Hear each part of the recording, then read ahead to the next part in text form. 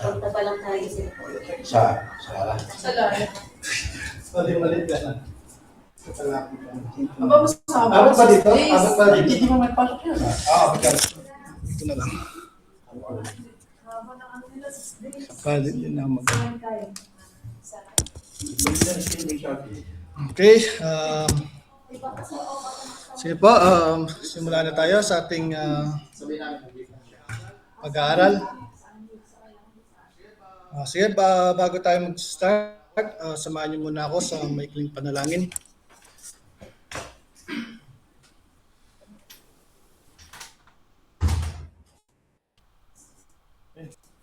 Panginoong Diyos na makapangyarihan sa lahat, salamat po sa kabutihan niyo sa aming mga buhay, O Lord. Salamat, Panginoon, at muli niyo naman kami tinipon sa araw na ito, Panginoon, upang mag-aral, O Lord, ng iyong salita, lumago spiritually, Panginoon, at higit sa lahat, Panginoon, ay mas lalo ka pa namin makilala, Panginoon. Salamat sa mga pagpapala mo at pag-iingat, O Lord. Salamat sa Panginoong Jesus, O Lord, na nanapa ako sa krus, Panginoon, para magkaroon kami ng good relationship sa inyo, Panginoon. Salamat, O Lord, sa ilang matas na papuri sa pangalan po ng Panginoon Jesus. Amen. Okay, sige po, pagpapatuloy po natin yung pag-aaral natin, no? Last week kasi napag-aralan natin yung kahalagan ng gospel. Part 1 po yun. Ngayon po, part 2 na tayo. Okay? Yung ang kahalagan ng gospel. Okay? Ito po yung gospel para sa mga believers, at the same time sa church. Sa church, the gospel for believers in the church. Ito yung part 2 ng ating part 2 po ng ating pag-aaral. So, bago tayo magpatuloy sa ating pag-aaral, balikan natin yung napag-aralan natin last week. Okay? Recap tayo. Kasi nung nakaraang pag-aaral natin, nakita natin, no, kung bakit napakahalaga ng ebanghelyo. Una, nakita natin, no, ang ebanghelyo lamang ang makakapagligtas sa tao. So hindi tayo naliligtas sa pamagitan ng ating mga mabubuting gawa, reliyon, moralidad o mabuting intensyon. So ang kaligtasan ay biyaya ng Diyos na tinatanggap lamang sa pamamagitan ng pananampalataya kay Hesukristo at sa kanyang ginawa sa krus. Okay? Pangalawa, makikita natin dito yung ebanghelyo ang tanging may kapangyarihan magbago ng puso ng isang makasalanan. Kasi ang tunay na sumampalataya kay Kristo ay hindi lamang may bagong puso at bagong kalikasan. Kaya makikita hindi lamang siya nagkaroon ng bagong reliyon o bagong paraan ng pamumuhay, okay? O bagong paraan ng pamumuhay. Siya rin ay binigyan ng Diyos ng bagong puso at ng bagong kalikasan. Kaya makikita natin ang pagbabago ng kanyang pananaw sa Diyos sa kasalanan. Okay? Sa salita ng Diyos, sa iglesia at saka sa kanyang kapwa mananampalataya at maging sa pang-araw-araw na pamumuhay. At yung pangatlo, yung panghuli, nakita natin na kapag maraming tao ang tunay na nababago ng gospel, naapektuhan maging ang pamilya at ang komunidad. Kasi ang mga tahanan ay naayos ang relasyon ng mag-asawa, di ba? Ng mga magulang sa anak, nagiging mas maayos. Nababawasan yung kasamaan sa lipunan at naipapakita ang kaharian ng Diyos sa pamamagitan ng mga buhay na binago ng gospel. Okay? Kaya malinaw ang ating naging conclusion sa part 1, the gospel saves sinners. Okay?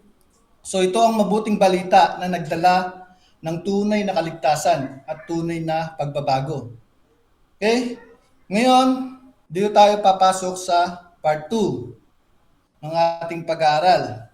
So kung napansin nyo last week, yung part 1, halos lahat ng ating pinag-usapan ay tungkol sa mga hindi pa mananampalataya. Okay? So ang binigyan natin ng diin kung paano iniligtas ng Diyos ang mga makasalanan sa pamamagitan ng ebanghelyo. So ngayon naman, Ngunit may isang maling pananaw kasi no, meron kasi mga maling pananaw tungkol sa gospel, no? Karaniwan kasi naririnig natin ngayon na may nagsasabi na ang ebanghelyo ay para lamang sa mga unbelievers. Kasi kapag narinig nila yung salitang gospel, ang agad nilang naisip ay evangelism lamang o yung pangangaral sa mga hindi nakakakilala kay Kristo. So kapag naging Kristiyano ka na, iniisip ng iba na tapos na ang papel ng ebanghelyo sa iyong buhay. So parang sinasabi nila na narinig ko na ang gospel nung ako ay hindi pa ligtas o hindi pa ako parang narinig ko na yung gospel nung hindi pa ako mananampalataya, okay? So nung naging naligtas na siya, alam ko na yung gospel, so hindi ko na kailangan marinig uli. So yun ang yun yung sinasabi nila, ngunit hindi yun ang tinuturo ng Bible. Okay? Ang katotohanan ay ang ebanghelyo ay hindi lamang para sa mga unbelievers. Ito rin ay para rin sa mga mananampalataya. Sa katunayan, habang tayo ay lumalago bilang mga Kristiyano, lalo nating kailangang balikan at ipaalala sa ating sarili ang Ebanghelyo. Bakit? Dahil ang Ebanghelyo ay nagpapaalala sa atin kung sino si Kristo, kung ano ang ginawa niya sa krus para sa atin, kung sino siya ngayon dahil sa kanya, kung sino tayo ngayon, di ba? Kung sino tayo ngayon dahil kay Kristo at kung paano tayo dapat mamuhay bilang kanyang mga followers. Kaya maraming nagsasabi na ang Kristiyano ay dapat ipangaral ang gospel sa kanyang sarili araw-araw. Okay? So hindi dahil naligtas tayong muli, hindi dahil naliligtas tayong muli araw-araw, kundi dahil araw-araw natin kailangang ipaalala sa ating puso na ang biyaya ng Diyos upang manatili tayong mapagkumbaba, masunurin at nakatuon kay Kristo. So sa pag-aaral natin ngayon, makikita natin na ang Ebanghelyo ay hindi lamang sa mga naligtas o naliligtas. Ito rin ang nagpapatatag sa mga mananampalataya at bumubuo ng isang malusog na iglesia. Kaya ang ating pag-aaral ngayon ay nahati sa dalawang bahagi, no? Para sa believers at para sa iglesia, para sa church. Okay, let's start sa unang part, sa part 1, unang bahagi. The gospel produces healthy Christians. Okay? So, the gospel strengthens believer. So, basahin natin sa Romans 16:25. Mag-umpisa tayo kay Sister Daisy.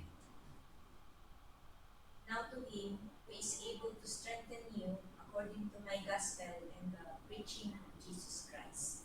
Okay, now to him who is able to strengthen you according to my gospel and the preaching of Jesus Christ. Okay?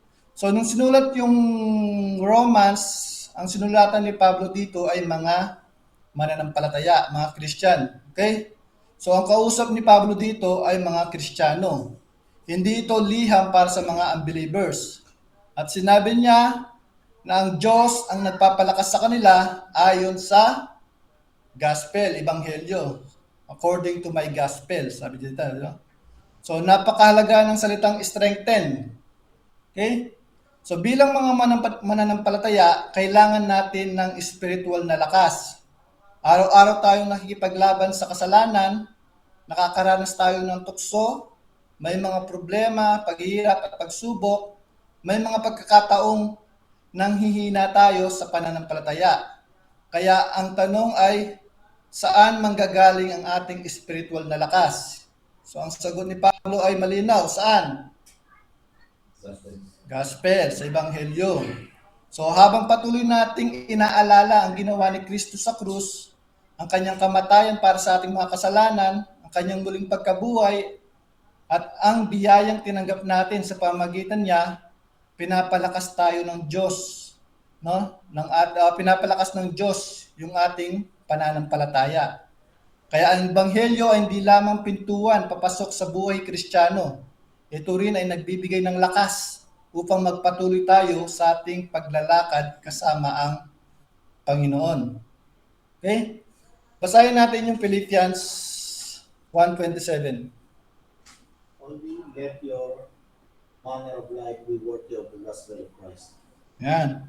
Only let your manner of life be worthy of the gospel of Christ. So muli, pansinin ninyo kung sino ang kausap ni Pablo. So hindi ito mga unbelievers. Ito ay mga mananampalataya sa Philippians or sa Pilipos. At ano ang kanyang utos? Mamuhay kayo ng karapat-dapat sa Ebanghelyo ni Kristo. So ibig sabihin, ang ating pamumuhay ay dapat na sumasalamin sa mensaheng ating pinaniniwalaan. So kung sinabi natin tayo ay niligtas ng biyaya ng Diyos, dapat makita rin ang biyayang iyon sa ating buhay. So kung sinabi natin si Kristo ang ating Panginoon, dapat makita ang kanyang paghahari sa ating mga desisyon, pananalita, pag-uugali at pakikitungo sa iba. So hindi tayo naligtas dahil sa mabuting pamumuhay. Ngunit dahil tayo ay naligtas na, ang ating pamumuhay ay dapat maging karapat-dapat sa Ebanghelyo na ating pinaniniwalaan. Okay? Kaya pinagsama natin ang dalawang talatang ito, no, yung Romans 16:25 at Philippians 1:27, no? Yung Romans 16:25 nakita natin na ang ebanghelyo ang nagpapatatag sa mga mananampalataya. Samantala ang Philippians 1:27 nakita naman natin na ang ebanghelyo ang pamantayan ng ating pamumuhay. So pinapakita ng dalawang talatang ito na ang ebanghelyo ay hindi lamang para sa simula ng buhay Kristiyano. Ito rin ang mensaheng nagpapatuloy na humuhubog, nagpapalakas at gumagabay sa bawat mananampalataya hanggang sa araw ng pagbabalik ng ating Panginoong Jesucristo. Okay? So the gospel produces holy living. So ngayon, ano pa ang isa pa sa mga bunga ng ebanghelyo sa buhay ng isang mananampalataya? So makikita natin ang ebanghelyo ay nagbubunga ng isang banal na pamumuhay, holy living. So basahin natin sa Titus chapter 2 verse 11 to 14. Titus 2:11-14. For the grace of God has appeared, bringing salvation for all people, training us to renounce ungodliness and worldly passions, and to live self-controlled, upright, and godly lives in the present age, waiting for our blessed King, the appearing of the glory of our great God and Savior Jesus Christ, who gave himself for us to redeem us from all lawlessness and to purify for himself a people for his own possession who are zealous for good works. Amen. So napakaganda ng talatang ito, no, dahil ipinapakita nito na ang biyaya ng Diyos o yung gospel ay hindi lamang nagliligtas, ito rin ang nagtuturo at nagbabago sa atin. So pansinin niyo yung verse 11. Sabi dito, no, for the grace of God has appeared, bringing salvation. Okay? Ang tinutukoy dito ay ang pagdating ni Jesus Christ at ang mabuting balita ng kaligtasan, yung gospel. So ito yung ebanghelyo, no? Ang biyaya ng Diyos na nahayag sa pamamagitan ng buhay, kamatayan at muling pagkabuhay ni Kristo. Ito yung gospel. So ngunit hindi nagtatapos ang biyaya ng Diyos sa pagdadala ng kaligtasan. Sabi sa verse 12, training us to renounce ungodliness and worldly passions. So ibig sabihin, ang parehong biyayang nagligtas sa atin ay siya rin nagtuturo sa atin kung paano mamuhay ng banal. So hindi sapat na sabihin nating naligtas na ako. Ang tanong ay, may pagbabago bang nangyayari sa aking buhay? Dahil kung tunay nating naunawaan ng gospel, matututo tayong talikuran ang kasalanan at ang mga makamundong pagnanasa. So hindi dahil pinipilit lamang natin ang ating sarili, kundi dahil binago na tayo ng biyaya ng Diyos. Ang dating minamahal nating kasalanan ay unti-unti nating kinamumuhian. Okay? So ang dating kinahumalingan natin sa mundo ay napapalitan ng pagnanais na bigyang lugod ang Panginoon. Then sabi pa ni Pablo na dapat tayong mamuhay ng self-control. May pagpipigil sa sarili, upright, matuwid ang pamumuhay, at godly, may kabanalan at pagkatakot sa Diyos. At kailan natin ito gagawin? Kailan natin ito gagawin? In the present age. So hindi bukas. Hindi kapag naging mas madali na ang buhay, kundi ngayon, habang nabubuhay tayo sa mundong puno ng tukso at kasalanan. Ngunit hindi lamang iyon. Sabi sa verse 13, waiting for our blessed hope, the appearing of the glory of our great God and Savior, Jesus Christ. So ang banal na pamumuhay ay may kaugnayan din sa ating pag-asa sa pagbabalik ni Kristo. So habang iniintay natin ang kanyang pagbabalik, nais nating mamuhay sa paraang nagbibigay lugod sa Panginoon. Hindi tayo nabubuhay para sa mundong ito lamang. Nabubuhay tayo bilang mga taong naghihintay sa ating hari. At bakit ginawa ni Kristo ang lahat ng ito? Ayan, sabi ni sinagot diyan sa verse 14. Sabi dito, who gave himself for us to redeem us from all lawlessness and to purify for himself a people for his own possession who are zealous for good works. So ibinigay ni Jesus ang kanyang sarili hindi lamang upang patawarin tayo. Ibinigay niya ang kanyang buhay upang tubusin tayo mula sa kasalanan, linisin tayo at gawing kanyang sariling bayan. Mga taong masigasig sa paggawa ng mabuti. Kaya ang layunin ng Ebanghelyo ay hindi lamang ang makapasok tayo sa langit. Ang layunin nito ay baguhin ang ating pamumuhay habang narito pa tayo sa lupa. Ito ang dahilan kung bakit paulit-ulit natin kailangan balikan ang gospel o yung Ebanghelyo. So habang lalo nating naunawa ng laki ng pag-ibig at sakripisyo ni Kristo, lalo rin tayong nahihikayat na mamuhay ng banal para sa Kanya. Okay? Then, the gospel shapes a good, honoring marriage. Ayan, may libre pang marriage counseling. Okay? Isa pang malinaw na halimbawa ng Ebanghelyo ay para sa mga mananampalataya ay makikita natin sa Ephesians chapter 5. So dito itinuturo ni Apostol Pablo kung paano dapat mamuhay ang mga Kristiyanong mag-asawa. So pansinin ninyo na ang kanyang batayan ay hindi kultura, hindi tradisyon o opinyon ng tao. Ang kanyang batayan ay ang Ebanghelyo.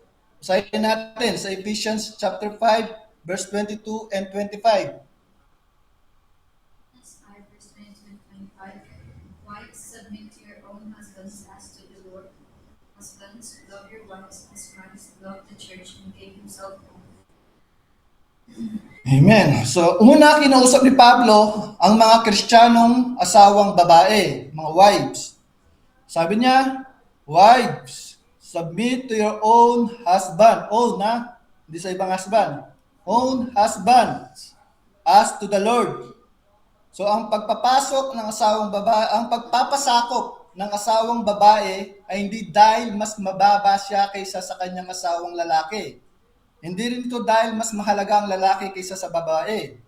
Ang pagpapasakop ay larawan ng relasyon ng iglesia kay Kristo. So kung paano ang iglesia ay kusang nagpapasakop sa kanyang Panginoon, ganun din ang puso ng isang Kristiyanong asawa sa kanyang asawa. Kristiyanong babae sa kanyang asawa. Okay?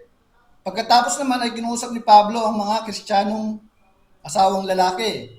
At pansinin nyo na mas mahaba ang mga kanyang tagubilin sa mga asawang lalaki. Sabi dito, husbands, love your wives. Husbands, okay? Love your wives. Okay? Mga husbands, mali nyo yung mga asawa. As Christ loved the church and gave himself up for her. Okay? So ano ang modelo ng pagmamahal ng isang Kristiyanong asawang lalaki? Hindi ang pagmamahal na nakabatay sa damdamin lamang. Hindi ang pagmamahal na naghihintay munang mahalin bago magmahal. Ang modelo ay ang pagmamahal ni Kristo sa kanyang iglesia. Okay? As Christ loved the church. Okay? So, paano minahal ni Kristo ang iglesia? Paano niya minahal yung iglesia? Ibinigay niya ang kanyang sarili. Ayan, no? And gave himself up for her. So, ibinigay niya ang kanyang sarili. Nagpakasakit siya, naglingkod siya, at namatay siya upang iligtas ang kanyang bayan. Iyan ang puso ng Ebanghelyo. Okay? Kasi sinasabi ni Pablo sa mga Kristiyanong husband, mahalin ninyo ang inyong asawa gaya ng pagmamahal ni Kristo sa iglesia. So ibig sabihin, ang isang asawang lalaki ay tinatawagan ng Diyos na magmahal ng may sakripisyo, katapatan, pagtitiis at may kababaang loob. So kapag ang mag-asawa ay parehong namumuhay ayon sa gospel, nagiging matatag ang kanilang relasyon. So ang asawang babae ay natututong magpasakop ng may pag-ibig. Ang asawa namang lalaki ay natututong mamuno ng may kababaang loob at handang magsakripisyo.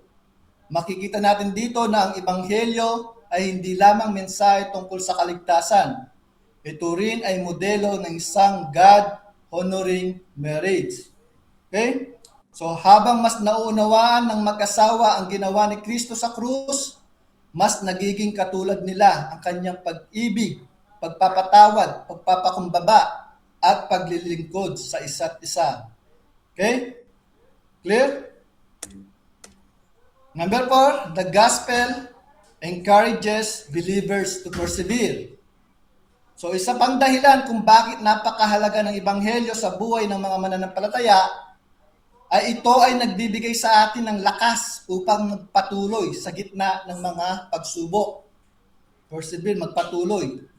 So bilang mga Kristiyano, alam natin na ang buhay ay hindi lang madali. Hindi madali ang buhay ng mga Kristiyano.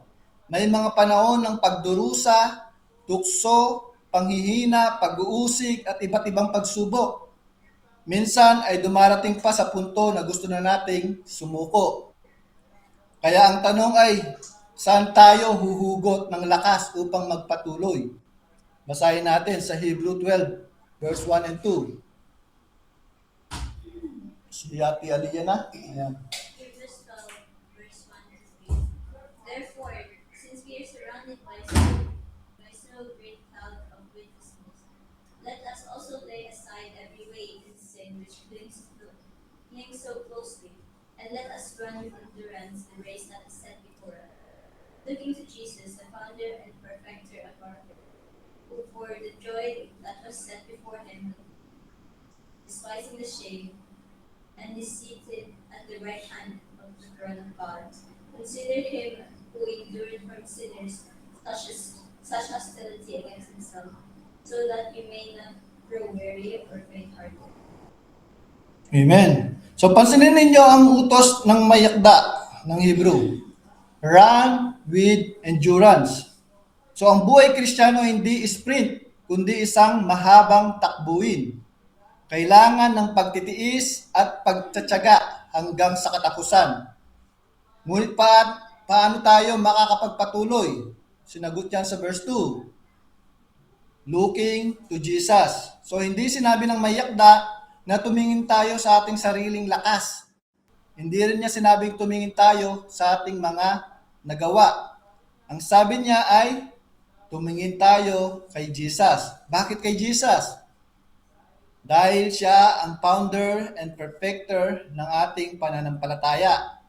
Siya ang nagpasimula at siya rin ang magpapaging ganap magpapakumpleto ng ating pananampalataya. So pagkatapos ay pinaalala ng mayakda ang ginawa ni Kristo. Sabi dito, who for the joy that was set before him endured the cross, despising the shame, and it is seated at the right hand of the throne of God. So pag naririnig nyo yung cross, yung pagkabuhay, it pertains to gospel. Okay? So ito ang puso ng Ebanghelyo. Tinanggap ni Jesus ang kahiyan ng krus. Nagtiis siya ng matinding pagdurusa. Pinasan niya ang ating mga kasalanan at hindi siya umatras sa misyong ibinigay sa kanya ng Ama. Bakit? Dahil sa pag-ibig niya sa atin at sa kagalakang naghihintay pagkatapos ng kanyang paghihirap.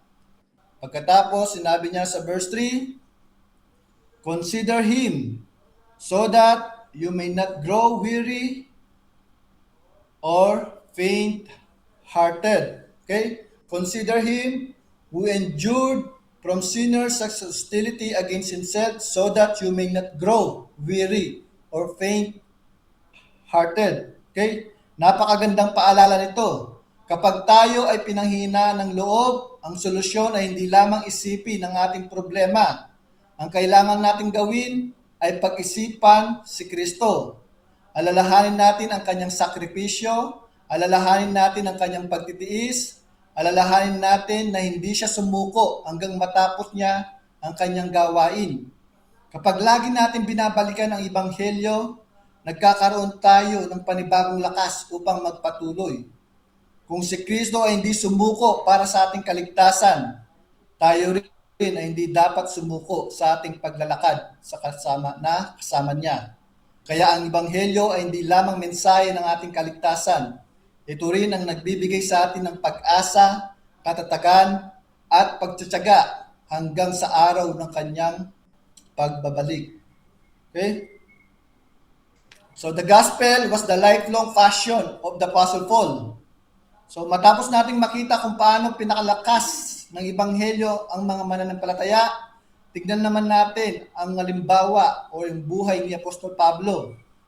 Kung may isang tao sa bagong tipan na malinaw na nagpapakita na ang Ebanghelyo ay hindi lamang para sa mga unbelievers, kundi para sa buong buhay ng isang Kristiyano, iyon ay si Pablo, yung magandang halimbawa. Hindi naging pansamantalang bahagi ng kanyang buhay ang Ebanghelyo. Ito ang naging sentro ni Pablo sa kanyang isip, sa puso, ministry, at buong pamumuhay. So makikita natin ito sa iba't ibang bahagi ng kanyang buhay. Okay? Una, tignan natin. Set apart for the gospel. Basahin natin sa Romans 1:1. Romans 1:1. Paul, a servant of Christ Jesus, called to be an apostle, like a part of the gospel of God. Okay, so sa pagbubukas pa lamang ng sulat ng mga taga-Roma, malinaw nang ipinapakilala ni Pablo ang kanyang sarili bilang isang taong set apart for the gospel of God. So ang ibig sabihin ng set apart ay inihiwalay ng Diyos para sa isang natatanging layunin. So hindi lamang siya tinawag upang mangaral paminsan-minsan. Ang kanyang buong buhay ay inilaan sa paglilingkod sa gospel. Ang kanyang ministry, mga desisyon at layunin sa buhay ay umiikot sa pagpapahayag ng mabuting balita o yung gospel tungkol kay Jesus Christ. So ito ang nagpapaalala sa atin na ang Ebanghelyo ay hindi lamang mensaheng ating pinaniniwalaan. Ito rin ang mensaheng dapat humubog sa direksyon ng ating buhay. Pangalawa, his life was devoted to testifying to the gospel.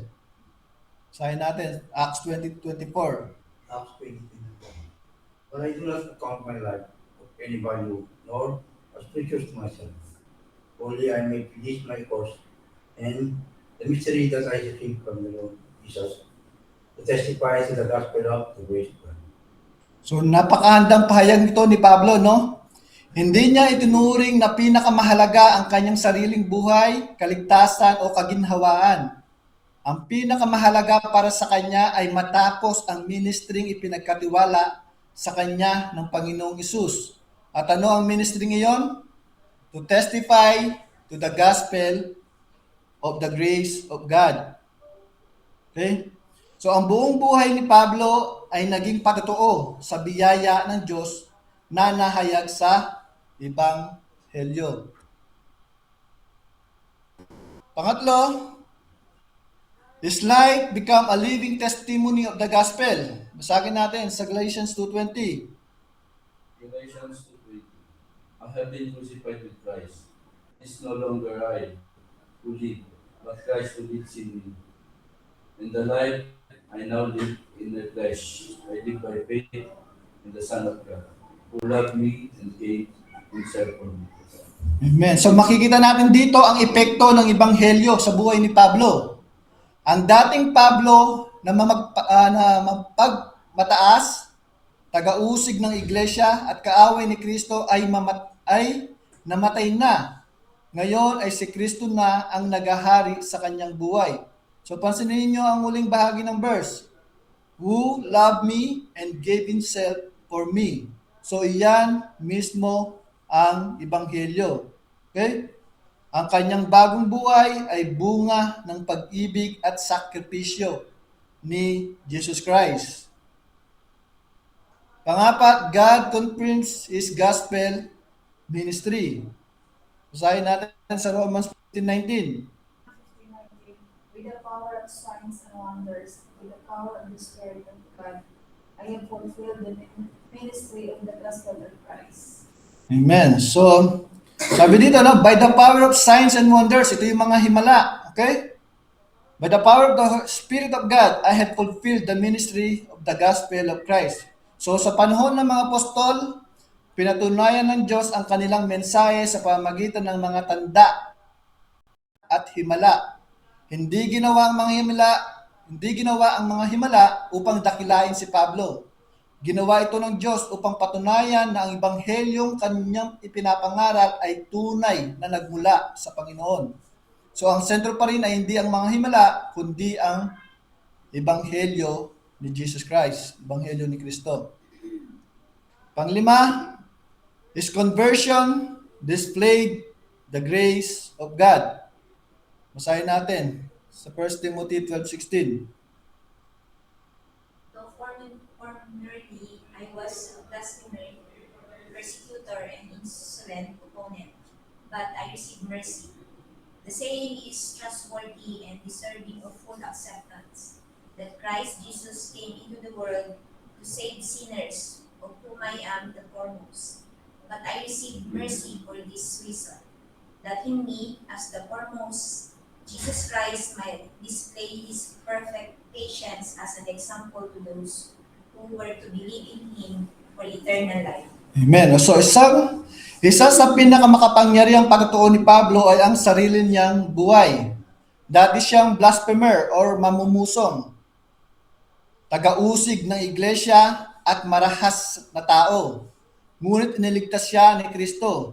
So ginamit ng Diyos ang kanyang conversion upang ipakita na walang makasalanang napakalayo upang hindi maabot ng kanyang biyaya. So ang kanyang buhay ay naging buhay na patutuo ng kapangyarihan ng ebanghelyo. Okay? Pang-anim, he defended the truth of the gospel. Basahin natin sa Galatians 2:11 and 14. But when Cephas. Si Peter yan. came to Antioch, I opened him his face. But when I saw that the conduct was not in step with the truth of the gospel, I said, Cephas, before them all. So, hindi lamang ipinangaral ni Pablo ang ebanghelyo. Okay? Ipinagtanggol din niya ito. Nang makita ni Pablo si Pedro ay kumikilos ng hindi naaayon sa katotohanan ng ebanghelyo, hayagan niya itong sinaway. Pansinin niyo ang dahilan. Their conduct was not in step with the truth of the gospel. So ipinapakita nito na ang ebanghelyo ay hindi lamang dapat paniwalaan, dapat din itong maging pamantayan ng ating pamumuhay. Pampito, encourage Timothy through the gospel. Basahin natin sa 2 Timothy 2:8 and 11. Remember Jesus Christ, risen from the dead. The old tree of David as preached in my gospel. The saying is trustworthy, for if we have died with him, we will also live. Amen. So sa huling bahagi ng kanyang buhay ni Pablo, habang nakakulong siya at malapit ng mamatay, ito ang ipinayo ni Pablo sa kanyang anak-anakan, si Timothy. Okay? Hindi niya sinabi, Timothy, maging matapang ka lang. Sa halip, sinabi niya, ano sinabi niya? Remember Jesus Christ. Alalahanin mo ang kamatayan, ang muling pagkabuhay ni Kristo. Alalahanin mo ang Ebanghelyo. Okay? So sa gitna ng pagdurusa, ang pinakamalaking pampalakas loob ng isang mananampalataya ay ang ginawa ni Kristo para sa atin at ang katiyakang mabubuhay tayong kasama ni Jesus. Okay? So, sa summary ng mga buhay na pinagdaanan ni Pablo, kapag pinagsama-sama natin ang lahat ng talatang ito, makikita natin ang isang malinaw na katotohanan. So, ang Ebanghelyo ang ating naging sentro ng buong buhay ni Apostol Pablo. Sa Romans 1:1, tinawag siyang set apart for the gospel. Sa Acts 20:24, ang layunin ng kanyang buhay ay magpatotoo tungkol sa gospel.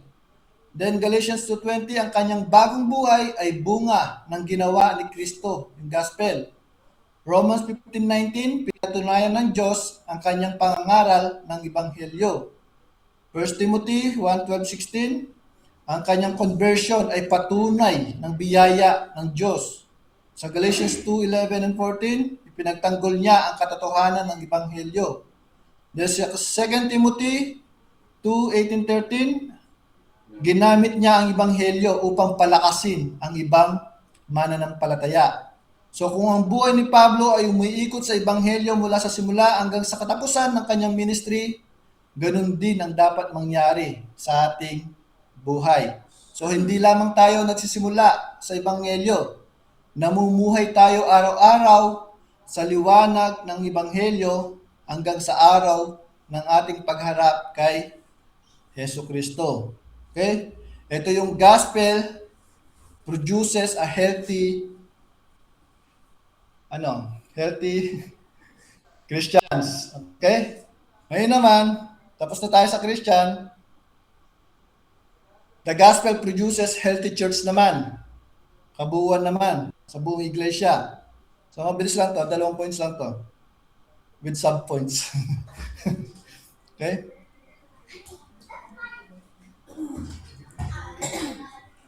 So dito makikita natin sa second part, makikita natin kung paano binabago ng Ebanghelyo ang buhay ng isang mananampalataya. Ay sa first part nakita natin kung paano binabago ng Ebanghelyo ang buhay ng isang mananampalataya. Ngunit hindi doon nagtatapos ang kapangyarihan ng Ebanghelyo. So kapag maraming individual ang tunay na binabago ng Ebanghelyo, ang bunga nito ay isang malusog na iglesia. So sa second part ng ating mensahe, makikita natin na yung gospel produces healthy church. So ang iglesia ay hindi nagiging malusog dahil lamang sa magandang programa o magandang gusali o maraming activities. Ang tunay na malusog na iglesia ay bunga ng isang iglesia na nakasentro sa iglesia sa gospel. So kaya ngayon titignan natin kung paano hinubog ng Ebanghelyo ang local na iglesia. Okay, una, the gospel produces numerical growth. Basahin natin sa Acts 2:41. So those who received this word were baptized, and there were added that day about 3,000 souls. Amen. So pagkatapos ipangaral ni Apostol Pablo ang Ebanghelyo noong araw ng Pentecost, anong nangyari? Sabi ng Biblia, those who received His word were baptized. So mapapansin natin ang tamang pagkasunod-sunod, no? Una, narinig ang Ebanghelyo. Okay? Kasi paano dumarating yung pananampalataya? By hearing the word of God or the gospel. By hearing the gospel. Okay? Or hearing the word of God. So pangalawa, kapag narinig nila yung gospel, dumarating yung pananampalataya. Tinatanggap nila ito sa pananampalataya. Pangatlo, nagpapabautismo sila bilang pagpapahayag ng kanilang pananampalataya. At pagkatapos nito, dinadagdag sila sa iglesia. Hindi ito sa local church. Kung tunay na mananampalataya siya, dinadagdag ito sa universal church. Ibig sabihin, itong mga universal church, ito yung mga tunay na Christian. Okay? Mga genuine Christian. So, universal church, ibig sabihin, iglesia ni Kristo. Hindi yung hindi yung INC. Okay, universal church. Okay? Kasi may universal church, ito yung pangkalatang iglesia, mga Christian at mayroong mga local church. Ito, halimbawa, kung ituturing natin church to, we are local church. Okay? So, dinadagdag sila sa iglesia. So, ipinapakita nito na ang tunay na paglago ng iglesia ay nagsisimula sa tunay na conversion. Hindi nagsisimula sa entertainment, hindi nagsisimula sa marketing, hindi nagsisimula sa galing ng preacher.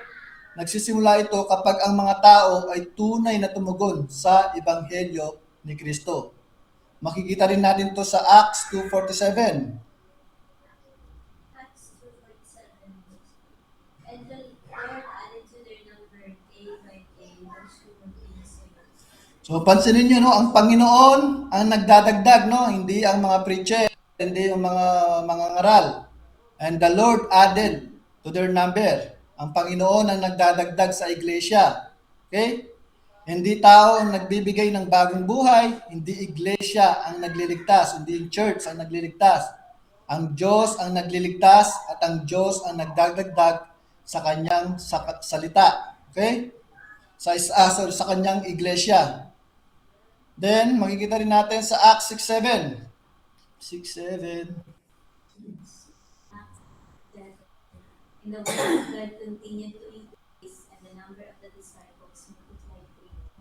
So habang lumalaganap ang salita ng Diyos, lumalago rin ang iglesia. Kaya ang tunay na church growth ay bunga ng tapat na pangangaral ng Ebanghelyo. Okay? The Word of God. Sabihin yung gospel. So ngunit may isang mahalagang tanong. Lahat ba ng nadadagdag sa iglesia ay tunay na naligtas? So hindi sapat na dumadami lamang ang attendance o membership. Ang mas mahalagang tanong ay kung ang mga taong nadadagdag ay tunay bang ipinanganak na muli o tunay nga bang na born again. So dito natin makikita ang kalawang bunga ng Ebanghelyo. The gospel reduces false conversion. So isa sa mga pinakamalaking problema ng maraming iglesia ngayon ay ang pagkakaroon ng mga taong akala nila ay ligtas na sila. Pero hindi pa nila tunay na naunawaan ang Ebanghelyo. So maaring sila ay nagsisimba, maaring nagpabautismo na sila, maaring member sila ng isang iglesia. Ngunit wala namang tunay na pagsisisi, pananampalataya kay Kristo at pagbabago ng buhay. So kapag hindi malinaw ang Ebanghelyo, kapag hindi malinaw ang gospel sa kanya, madaling magkaroon ng false assurance. Isang maling paniniwala na ang isang tao ay ligtas kahit hindi pa siya tunay na ipinanganak na muli. Ito ang mababasa natin sa Matthew 7:21-23. Ayun natin. Matthew 7:21-23. Not everyone who said to me, Lord, Lord, will enter the kingdom of heaven. Then will I declare to them, I never knew you, but from me, the workers of lawlessness. So napakabigat ng sinabi ni Jesus, no? Hindi niya sinabing nakikilala kita dati. Ang sabi niya, anong sabi niya? I never knew you. Ibig sabihin, may mga taong akala nila ay kay Kristo sila, ngunit hindi pala. Kaya mahalagang suriin natin bawat isa sa atin. Or mahalagang suriin, no, ng bawat isa ang kanyang pananampalataya. Okay? Ano sabi ni Pablo? Sa 2 Corinthians 13:5. 2 Corinthians. Stand yourself. See whether you are in the faith. Test yourselves. Okay? So hindi masama ang magsuri ng sarili. Sa katunayan, inuutos ito ng kasulatan. Ganito rin ang sinabi ni John sa 1 John 2:19. First John 2:19. He went out from us that we were not from us. For if we had been of us, he would have continued with us. Amen. So, ipinapakita nito na may mga taong naging bahagi ng iglesia, ngunit hindi pala tunay na kay Kristo. Kaya napakahalaga ng malinaw, tapat na pangangaral ng Ebanghelyo. Kapag ang Ebanghelyo ang sentro ng pangangaral, nalalantad ang maling assurance. Nababawasan ang mga huwad na conversion at ang iglesia ay napupuno ng mga taong tunay na ipinanganak na muli. Okay? So bilang isang iglesia, hindi lamang natin hangad na dumami ang mga miyembro. Ang mas mahalaga ay dumami ang mga tunay na alagad ni Kristo. Mas mabuti ang maliit na iglesyang binubuo ng mga tunay na mananampalataya kaysa malaking iglesia na puno ng mga taong hindi talaga nakakakilala kay Kristo. Ito ang isa sa mga dahilan kung bakit napakahalaga ng Ebanghelyo. Hindi lamang nito pinalalago ang iglesia sa bilang, kundi tinitiyak din nito na ang mga nadaragdag ay tunay na mga taong binago ng biyaya ng Diyos. Kapag ang isang iglesia ay napupuno ng mga tunay na mananampalataya, hindi ibig sabihin na wala na itong panganib. Sa katunayan, maraming babala ang New Testament na pagkatapos may tatag ang isang iglesia, susubukan itong pasukin ng mga false teachers at maling mga katuruan. Kaya yan ang susunod na makikita natin sa number 3. Pero by the way, no? Kasi kapag mali yung tinanggap nating gospel, pag mali yung gospel, walang kaligtasan yun. Okay? Halimbawa, yung gospel ng merong gospel by works. Halimbawa, by works. 'Di ba sa merong tinanggap si Jesus pero kailangan mong gawin ito. So yun yung gospel na yun grace plus works. Okay? So ibig sabihin mali na yung gospel na yun. So kapag mali yung gospel, ibig sabihin mali rin yung salvation na tinanggap natin. Walang kaligtasan doon. Okay? Okay, pangatlo. The gospel protects the church from false teacher. Okay, actually last week natakil na rin natin to, no? So isa sa pinakamalagang tungkulin ng Ebanghelyo ay ang protektahan ng iglesia laban sa maling mga aral. Hindi sapat na basta may nagtuturo ng Biblia. Hindi sapat na mahusay magsalita ang isang preacher. Hindi rin sapat na maraming tagasunod o sikat ang isang ministry. Ang tanong ay, ang kanyang itinuturo ba ay naaayon sa tunay na Ebanghelyo? Ito ang naging babala ni Apostol Pablo sa mga taga-Galatians. Ayan, basahin natin. Verse 189. But even if we or an angel from heaven should preach to you a gospel contrary to the one we preach to you, let him be cursed. If anyone is preaching to you gospel contrary to the one you received, let him be cursed. Amen. So napakabigat ang sinabi ni Pablo, no? Hindi niya sinabi na pag-aralan muna ninyo. Hindi niya sinabing pakinggan ninyo pareho. Ang sabi niya, kung iba ang ibanghelyong o ibang gospel ang itinuturo, huwag itong tanggapin. Kasi walang kaligtasan doon. So kahit pa isang apostol, kahit pa isang anghel, kahit sino pa ang nagtuturo, kung taliwas sa tunay na ebanghelyo o ibang gospel, ito ay dapat tanggihan. So ipinapakita nito na ang ebanghelyo ang sukatan ng lahat ng doktrina. Ganito rin ang itinuturo ni Apostol John sa 1 John 4:1. Do not believe by the Spirit, but test the Spirit to see whether they are from God. For many false prophets have gone out of the world. Amen. So hindi sinabi ni John na paniwalaan agad ang bawat nagtuturo. Ang sabi niya ay test the Spirit. So subukin, suruin, hiyambing sa salita ng Diyos. Bakit? For many false prophets have gone out into the world. Okay? Ibig sabihin, ayan, naalala ko na yung last week na apostasy. Dahil malapit na yung pagdating ni Jesus, maraming apostasy, yung mga false prophet ang parating. Ngayon. Okay? Sabi dito, for many false prophets have gone out into the world. Ibig sabihin, hindi lahat ng gumagamit ng pangalan ni Jesus ay tunay na nagsasalita para kay Jesus. Ganito rin ang babala ni John sa 2 John 7:9.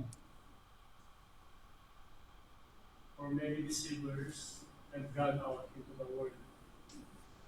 Everyone who goes on ahead and does not abide in the teaching of Christ does not have faith. So napakalinaw ng pamantayan. Ang tunay na guro ay nananatili sa aral ni Kristo. Ang lumilihis sa katotohanan ng Ebanghelyo ay hindi dapat sundin. Okay, mga kapatid, napakahalaga nito sa panahon natin ngayon. Napakaraming sermon sa internet, napakaraming Bible teacher sa YouTube at social media. Hindi dahil sikat ang isang preacher ay tama na ang kanyang itinuturo. Hindi dahil marami siyang followers ay galing na siya sa Diyos. Ang ating sukatan ay hindi ang kasikatan, hindi ang karisma, hindi ang dami ng miyembro. So ang ating sukatan ay ang Ebanghelyo at ang salita ng Diyos. Okay? Ngayon, kung ang Ebanghelyo ang nagpoprotekta sa iglesia laban sa maling mga aral, may isa pa itong ginagawa. Hindi lamang nito sinasabi kung ano ang mali, itinuturo rin ito kung ano ang dapat ituro sa loob ng iglesia. The gospel sets the standard for the church teaching. So ang bawat iglesyang nais manatiling malusog ay kailangan tiyakin na ang lahat ng kanyang pagtuturo ay nakaayon sa Ebanghelyo. Ito ang inutos ni Pablo kay Timothy. 1 Timothy 1:3-5. 1:3-5. Remain at Ephesus so that you may charge certain persons not to teach different doctrine. The aim of our charge is love that issues from a pure heart and a good conscience and a sincere faith. Amen. So pansinin niyo ang sinabi ni Pablo, no? Do not teach any different doctrine or different gospel. So ibig sabihin, hindi maaring magturo ang iglesia ng mga aral na salungat sa katotohanang ipinahayag ng Diyos. Ang sentro ng pagtuturo ng iglesia ay dapat manatiling ang Ebanghelyo ni Jesus Christ. Ganito rin ang sinabi sa ikalawang sulat sa Timoteo, 2 Timothy 1:13. Follow the pattern of the Son words that we have heard from him, in the faith and love that are in Christ Jesus. Amen. So ang salitang sounds word ay nangangahulugang malusog na doktrina o tamang katuruan. So hindi maaring baguhin ng bawat henerasyon ang mensahe ng Ebanghelyo upang umayon sa kultura o kagustuhan ng mga tao. Okay? Di ba yung mga LGBT? God is love. Di ba? Parang ganun yung ano nila. So, but God is just also. Okay? So, hindi niya kinukonsente yung mga kasalanan. Okay? So, hindi maaaring baguhin ng bawat henerasyon ang mensahe ng Ebanghelyo upang umayon sa kultura o kagustuhan ng mga tao. Ang responsibilidad ng iglesia ay ingatan, ipangaral at ipasa ang parehong Ebanghelyo sa susunod na generation. So sa madaling salita, ang iglesia ay hindi may-ari ng Ebanghelyo. Okay? Tagapangasiwa lamang tayo. Okay? Steward. So pinagkatiwala ito ng Diyos sa kanyang iglesia upang manatiling dalisay at may pangaral ng tapat. Okay, bilang isang lokal na iglesia, dapat nating tanungin ang ating sarili. Ang mga itinuturo ba natin ay naaayon sa Ebanghelyo? So si Kristo pa rin ba ang sentro ng ating pangangaral? So mas kilala ba ng mga tao ang Ebanghelyo pagkatapos nilang makinig sa atin? So ang isang malusog na iglesia ay hindi lamang maraming gawain o programa. Ito ay isang iglesyang ang bawat pagtuturo ay nakasentro kay Kristo at sa kanyang ebanghelyo. So mga kapatid, kapag ang ebanghelyo ang sentro ng isang iglesia, hindi lamang ito nagdadala ng paglago, okay, at nagpoprotekta sa katotohanan. Okay? So may isa pa itong mahalagang bunga. Nagkakaroon ng tunay na pagkakaisa at espiritual na paglago ang iglesia. Yun yung number 5. The gospel produces unity in the church. So, isa sa pinakamalaking problema ng maraming iglesia ay ang division. Ito yung problema sa Corinthians. May inggitan, may pride, alitan, at hindi pagpapatawad. Ngunit ang solusyon dito ay hindi simpleng human wisdom o team building.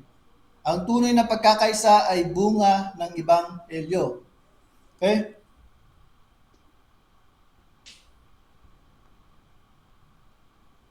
So ang kababang loob ni Kristo ang modelo ng pagkakaisa. Basahin natin sa Philippians 2:3-5 pala.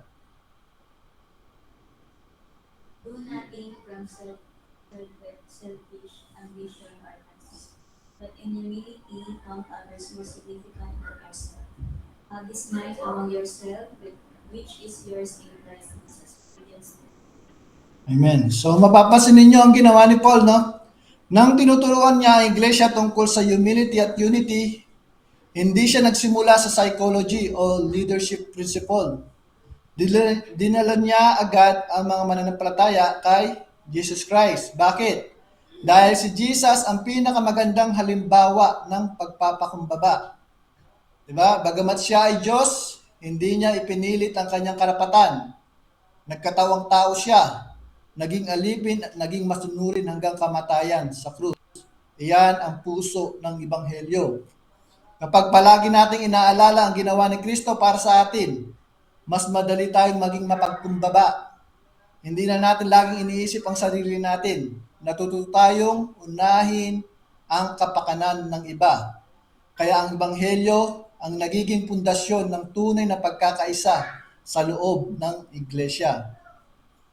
Pangalawa, ang kapatawaran ni Kristo ang batayan ng ating pagpapatawad. Okay?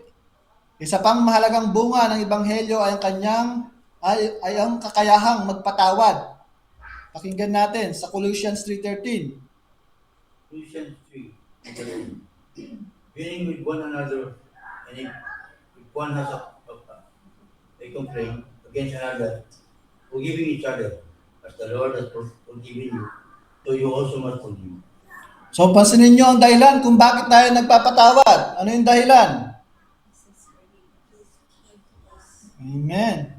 So, as the Lord has forgiven you, no? Kaya tayo nagpapatawad. So, hindi sinabi ni Pablo na magpatawad ka dahil mabait ang kapatid mo.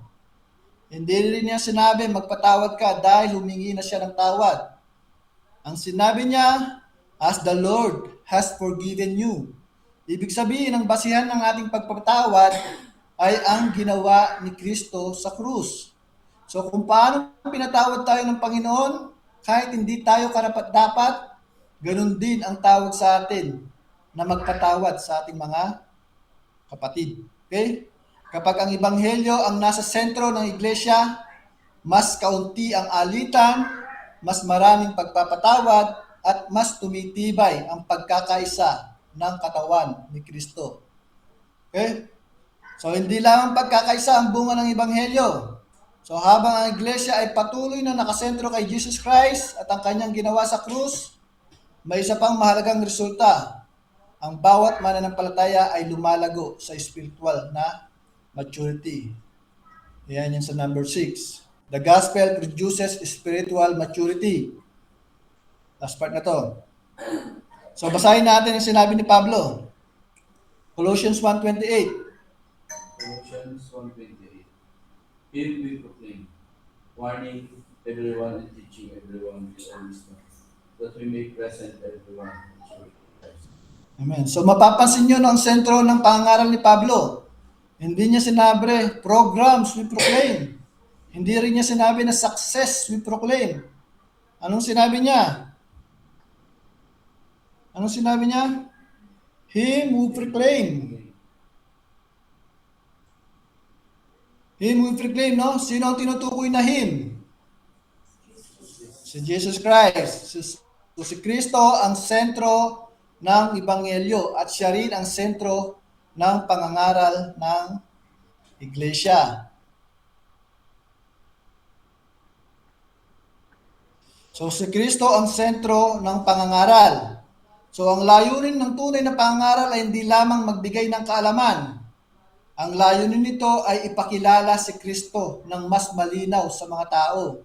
So kapag si Kristo ang sentro ng pangangaral, ang mga mananampalataya ay patuloy na lumalalim sa kanilang pagkilala kay Jesus. Pangalawa, ang layunin ng Ebanghelyo ay maging mature ang bawat mananampalataya. Gusto niyo bang mag-mature? Amen. So pansinin ninyo ang huling bahagi ng talata. Sabi niya dito, that we may present everyone mature in Christ. So hindi layunin ng Diyos na manatili tayong spiritual infants, mga baby. Gusto niya tayong lumago, gusto niyang maging matatag ang ating pananampalataya, gusto niyang maging katulad tayo ni Kristo sa ating pag-iisip, pananalita at pamumuhay. At paano nangyayari iyon? Sa pamagitan ng patuloy na pangangaral at pag-alala sa Ebanghelyo. So habang mas naunawaan natin ang ginawa ni Jesus Christ para sa atin, mas binabago niya ang ating puso at mas nagiging mature tayo bilang mga mananampalataya. Kaya ang isang iglesia na tunay na nakasentro sa Ebanghelyo ay hindi lamang lumalaki sa bilang, lumalago rin ito sa kabanalan, pagkakaisa, at spiritual na maturity. Okay? So sa ating conclusion, the gospel is central to the Christian life. So mga kapatid, sa pagtatapos ng ating pag-aaral, isang bagay ang malinaw nating nakita. Ang Ebanghelyo ang sentro ng buhay Kristiyano. So marami ang nag-iisip ng Ebanghelyo ay para lamang sa umpisa ng buhay Kristiyano. Para lamang sa araw-araw. Para lamang sa araw na tayo ay naligtas. Ngunit ipinapakita ng salita ng Diyos ng Ebanghelyo ay hindi lamang para sa conversion, kundi para sa buong buhay ng isang mananampalataya. Okay? So ang Ebanghelyo ay hindi lamang para sa conversion. Okay? Oo, ang Ebanghelyo ang nagdadala sa atin ng kaligtasan, ngunit hindi doon nagtatapos ang gawain nito. So habang tayo ay nabubuhay bilang mga Kristiyano, kailangan nating patuloy na balikan at ipangaral sa ating sarili ang Ebanghelyo. Araw-araw nating kailangan alalahanin ang ginawa ni Kristo sa krus, ang kanyang kamatayan, paglilibing at muling pagkabuhay para sa atin. Pangalawa, ang Ebanghelyo ay nagpapatatag sa mga Kristiyano. Nakita natin sa pag-aaral na ang Ebanghelyo ang nagbibigay sa atin ng lakas upang mamuhay ng banal, magtiis sa gitna ng pagsubok, magmahal sa ating pamilya, magpatuloy hanggang wakas. So kapag nakatuon ang ating isip sa ginawa ni Kristo, lumalakas ang ating pananampalataya at hindi tayo madaling panghinaan ng loob. At pangatlo, ang Ebanghelyo ang bumubuo ng isang malusog na iglesia. So hindi lamang individual ang binabago ng Ebanghelyo. Binabago din ito ang bunga ng iglesia. So ang Ebanghelyo ang nagdadala ng tunay na paglago, naglalantad ng maling pananampalataya, nagpoprotekta laban sa maling aral, nagiging pamantayan ng tamang pagtuturo, nagbubunga ng pagkakaisa at nagpapalago sa bawat mananampalataya hanggang sa spiritual na maturity. So kapag ang Ebanghelyo ang nanatiling sentro ng iglesia, magiging malusog at matatag ang buong katawan ni Kristo o yung church. Pangapat, tularan si Apostol Pablo na set apart for the gospel. So isa sa pinakamagandang halimbawa ay si Apostol Pablo. Sinabi niya sa Romans 1:1 na siya ay na-set apart for the gospel of God. Okay? So ibig sabihin, ang buong buhay niya ay inilaan para sa Ebanghelyo. Ang kanyang pangangaral, pamumuhay, pagdurusa at paglilingkod ay umiikot sa isang mensahe, ang mabuting balita tungkol kay Jesus Christ. Yun yung gospel. So ganito rin ang hamon sa ating lahat. Naway hindi lamang natin malaman ang Ebanghelyo. Naway ito ang maging sentro ng ating pag-iisip, mga desisyon, paglilingkod at buong pamumuhay. So habang lalo nating naunawaan ang Ebanghelyo, lalo nating mamahalin si Kristo. At habang lalo nating minamahal si Kristo, lalo tayong mababago upang maging katulad niya. Kaya bilang mga mananampalataya, patuloy nating ipangaral ang Ebanghelyo sa ating sarili, araw-araw. I-preach mo yung gospel sa sarili mo. Sapagkat ang Ebanghelyo ang nagligtas sa atin, ang nagpapatatag sa atin at patuloy na magbabago sa atin hanggang sa araw ng pagbabalik ng ating Panginoong Jesucristo. Amen? Wala na. Wala yan. Dati pa yan. Hindi na ako nakagawa ng question. So to God be all the glory. Okay, praise God. Naway may natutunan kayo. Stop lang yung recording.